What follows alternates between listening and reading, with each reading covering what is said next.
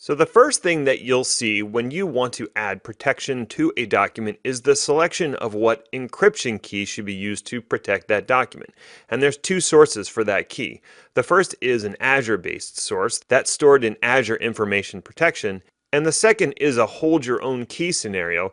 And this would be a scenario where you're using your on-premises AD RMS installation to provide protection for documents, and you're just using Azure Information Protection to create the labels and manage that side of things.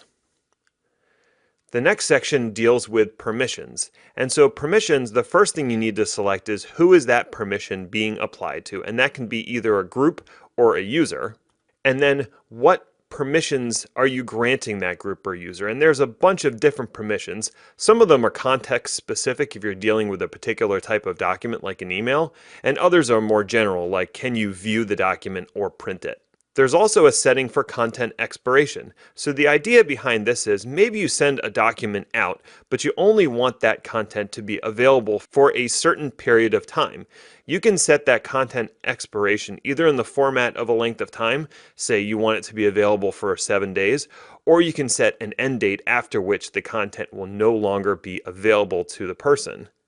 There's also a setting to control offline access. The way that Azure Information Protection grants access to a document is when you try to open the document, you go authenticate against Azure Information Protection and get an access token. That access token has a date associated with it, and offline access checks when that token was issued and determines whether or not you should still be able to open the document. So you might say that someone can be offline for 3 days, meaning that they don't have to get a new token for 3 days to open that document. However, you could set it that they never have offline access and they always have to go check online to get a token to open that document. Now that we've reviewed protection a little bit, let's go back to the demonstration and see how protection is added to that compensation label.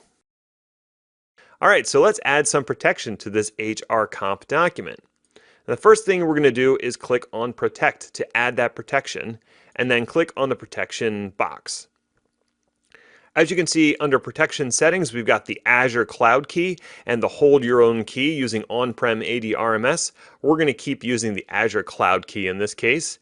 And now let's set some permissions for the protection. Once I click on Add Permissions, it takes me to a list where I can select users and groups.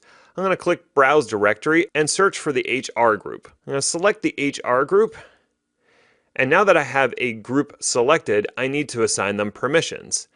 I'm going to assign them co-owner permissions, which pretty much gives them permissions to do whatever they want with the document, since they're the group that's going to be creating and managing it. So they can view the document, they can edit it, print it, copy it, forward it to someone else. They can do all of that, but most importantly, they can change the rights of the document and add somebody else who has, say, view access. So whoever the intended recipient is of a compensation document, the HR group will be able to add rights for that person to view the document. If we're good with the rights, we'll click OK.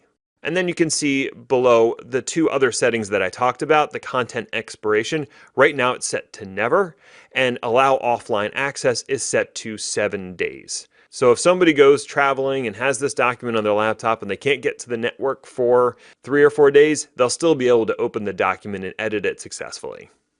If we're good with all the protection, we'll click OK. And now that we're done with that, we can look at conditions a little bit and what's involved there.